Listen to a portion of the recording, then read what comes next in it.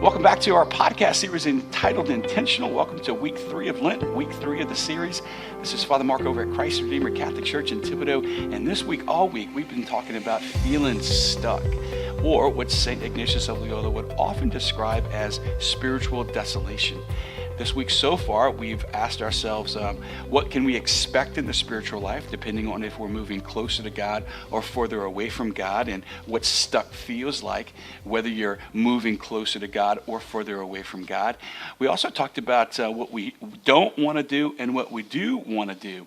And yesterday, I promised you that today we talked about our thoughts and the importance of those thoughts. And it's really important for us to pay attention to what we're thinking whenever we feel stuck. I mentioned to you on Monday that the thoughts that come to us whenever we are feeling close to God are different than the thoughts that come to us when we're feeling further away from God.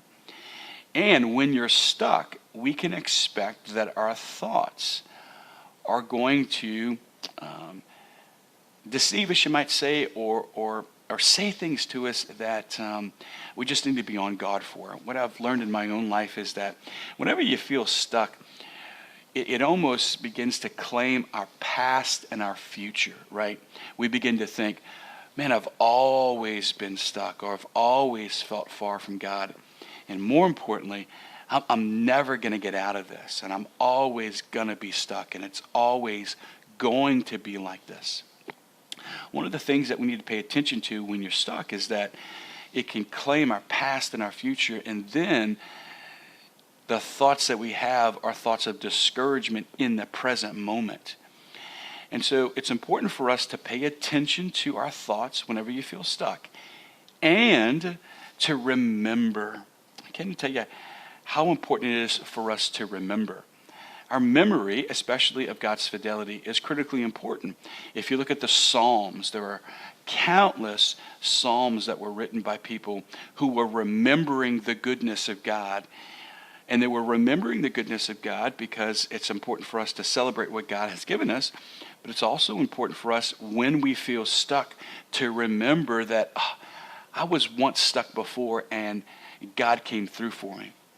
In fact, even at Mass, every one of the Eucharistic prayers, that's the time when we're all kneeling after the Holy Holy and the priest is about to consecrate the bread and wine. Every one of those prayers starts with us remembering what God has done, because memory is just really important in our spiritual lives. And it's no more important, I think, than when you feel stuck, because when your thoughts are deceiving you, when the temptation that comes to us is that we're always going to be here, it's our memory that can often be our best ally. We've been stuck before, and we got out of it, right? We were in a dry season before, and God came through, didn't he? In other words, when we remember precisely the moments that feel like they feel now, and we remember how God came through for us, then we can have hope, not just out of wishful thinking or positive thinking, but we can have hope precisely because we know that God has come through for us and God will come through for us again. And so your homework for us today is to look back on your life and to begin to recall the times where you needed God the most and he came through for you. Look back on your whole life, the totality of your life, and to jot down on a piece of paper, maybe a sacred journal or somewhere in your phone or your computer, what were the seasons in your life where you needed God the most and he came through for you, so that in the future, when you need to recall those moments in memory, it's accessible for you.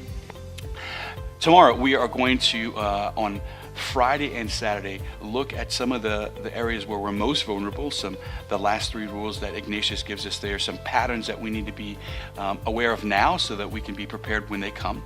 But as you enjoy the homework tonight and as we prepare you, see you tomorrow, trust that God's with you. Trust that he's speaking to you now. Trust that he's guiding us in this process, in this podcast series. And God bless you.